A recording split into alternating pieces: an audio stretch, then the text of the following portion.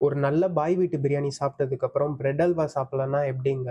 நான் உங்களுக்கு என் ஸ்டைல்ல பிரெட் அல்வா சொல்லிக் குடுக்குறேன். என் பிரெட் அல்வாக்கு தனியா ஒரு ஃபேன் பேஸே இருக்காங்க. ஸ்டெப் நம்பர் 1, பிரெட்ட பாதியா வெட்டி எண்ணெய்ல டீப் ஃப்ரை பண்ணி தனியா எடுத்து வச்சிருங்க. ஸ்டெப் நம்பர் 2, ஒரு பாத்திரத்துல பாலும் கோவாவும் மிக்ஸ் பண்ணி வச்சிருங்க. நம்ம யூஸ் பண்றது இனிப்பில்லாத பால்கோவா. இது ஆப்ஷனல் தான். ஸ்டெப் நம்பர் 3, தனியா கொஞ்சமான பாலும் குங்குமப்பூ மிக்ஸ் பண்ணி வச்சிருங்க. பிரெட் அல்வாவுக்கு நல்ல வாசனையும் கலரும் இதுதான் கொடுக்கும். இதுவும் ஆப்ஷனல் தான். ஸ்டெப் நம்பர் 4, நீங்க மிக்ஸ் பண்ண கோவாவும் பாலும் பாயில் பண்ணி வச்சிருங்க.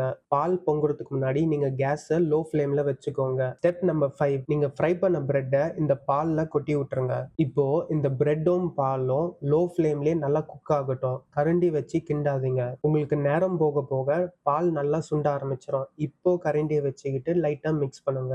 இப்போ இந்த நேரத்துல சர்க்கரையை கொட்டி நல்லா மிக்ஸ் பண்ண ஆரம்பிச்சிருங்க. சர்க்கரை கரைஞ்சிச்சா இல்லையான்னு உங்களுக்கு தெரியறதுக்கு பிரெட் அல்வா மேல உங்களுக்கு பபிள்ஸ் வர ஆரம்பிக்கும். உங்களுக்கு பபிள்ஸ் வருதுன்னா நீங்க கேஸ் ஆஃப் பண்ணி வச்சிடலாம். ஆனா தயவுசெய்து டேஸ்ட் பண்ணவே பண்ணாதீங்க. உங்க நாக்க சுட்டுருவீங்க. ஸ்டெப் நம்பர் 6, தனியா ஒரு பாத்திரத்துல நெய்யும் முந்திரி வறுத்துட்டு பிரெட் அல்வா மேல கொட்டி மிக்ஸ் பண்ணிடுங்க. ஸ்டெப் நம்பர் 7, பிரெட் அல்வா ஆறுனதுக்கு அப்புறமா உங்களுக்கு தேவைப்பட்டா மில்க் மேட் யூஸ் பண்ணிக்கோங்க. டேஸ்ட் அருமையா இருக்கும். இதுவும் ஆப்ஷனல் தான். இதோட ரெசிபி உங்களுக்கு வேணும்னா ரெசிபின்னு கமெண்ட் அடிங்க.